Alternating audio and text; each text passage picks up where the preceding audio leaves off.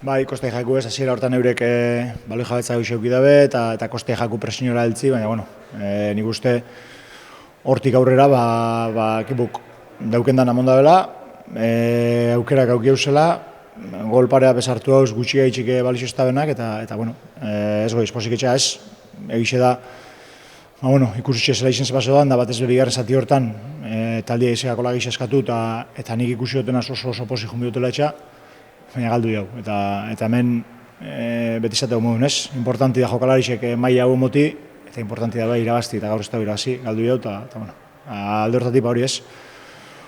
Alde batetik oso posik jokalarixen gaurko partiduaz, baina beste aldetik triste hori. Ez da belako puntu bat atateko balixo izan. Bueno, lehenengo penia, galtzea lehenengo partidua. Ilusioaz gaukin ligiazteko, gurre emateko.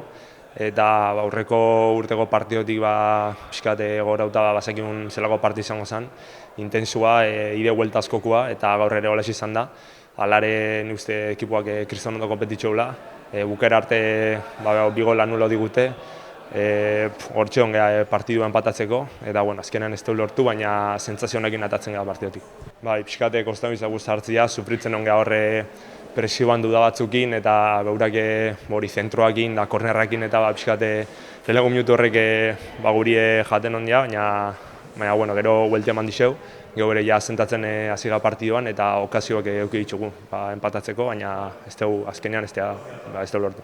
Hori da, bukera arte burrukatzia, ekipoa sentsazio honekin buko dugu eta hurrengo partiduan bila.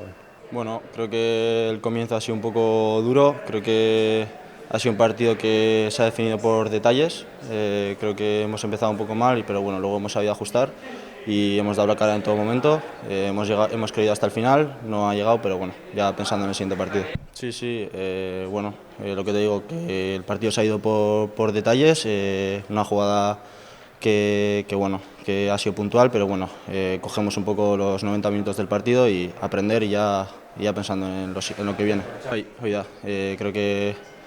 Creo que tenemos que seguir, la temporada es muy larga, hemos perdido hoy 3 puntos, pero bueno, no pasa nada y a seguir y a creer en nosotros mismos.